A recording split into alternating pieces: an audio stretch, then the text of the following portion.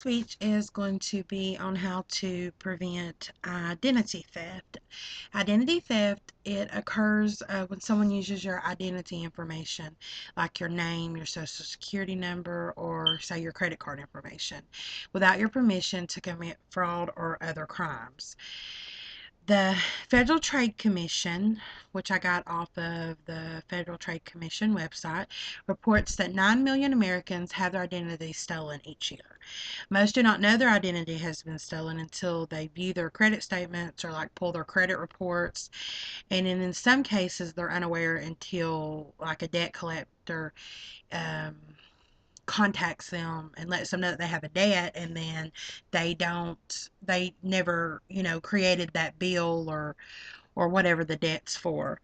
And people have been known to rent apartments, get credit cards, buy cars, open up telephone accounts, and with all this stolen information.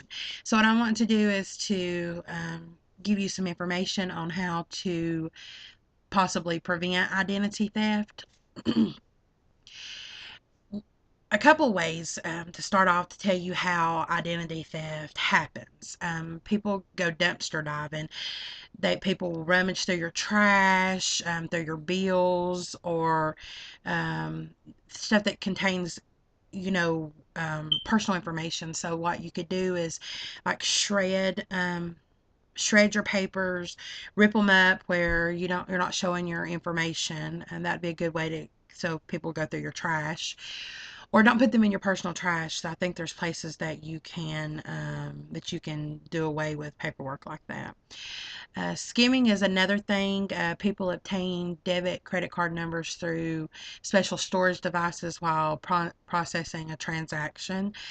Another thing is called phishing. Individuals pretend to be like a financial institution or company, and they send something that's got pop-up ads or spam to extract personal information via the internet.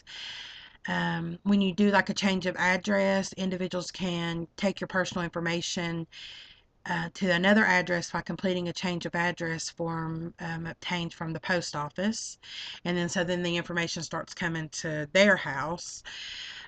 Just common theft, like they could steal your wallet, your purse, or mail to get your bank or credit card information, social security number, or anything like that. Pretexting, which is information obtained through fraudulent means and sold to other individuals. Um, so you need to be familiar with on how to avoid identity theft and the consequences of identity theft. So here are a couple ways to like help you hopefully prevent some of the prevent this happening.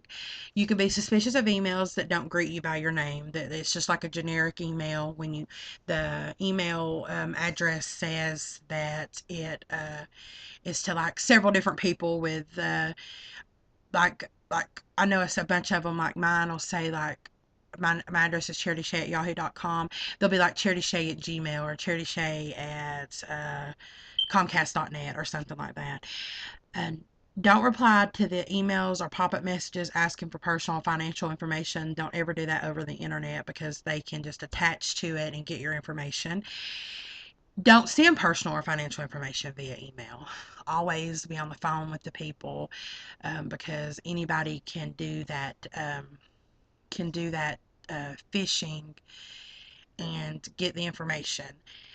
Don't open attachments from unknown senders on the computer. Look for HTTPS in the URL of sites when you're shopping online because it needs to have an S on the end because that stands for secure, so you know it's a secure site. Or if you put some kind of like I know I have a program on my computer that anytime I go onto a website, it'll pop up and tell me that it's a secure site, and that it's okay. Or if it's something suspicious, it'll let me know, and I'll know not to be on that site. If you see an @ symbol, it's probably a phishing site. Also, maintain up-to-date firewalls and security patches on your computer, like I stated before. Review your credit card and bank statements to check for unauthorized charges, so that way that you can go right then and put like a block on your credit. I mean on your social security number.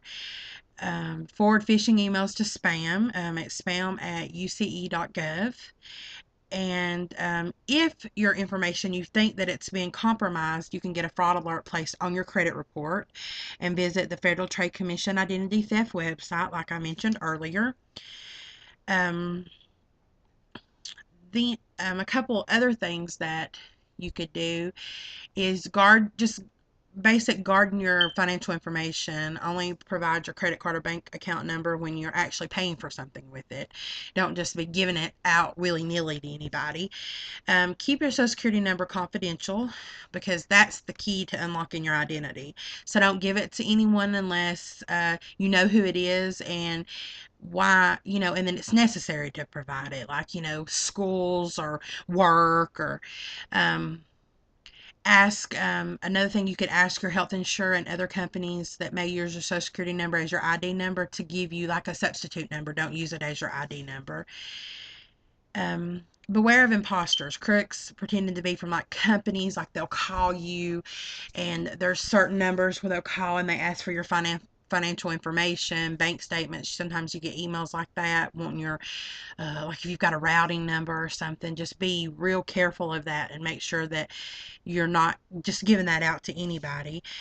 Keep your mail safe because it contains account numbers and other personal information.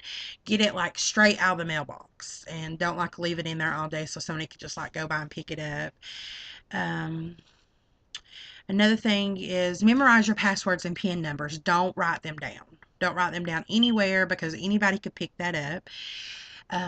Some of your personal things, lock it up. Get like a lock box, those fire boxes, and keep everything locked up.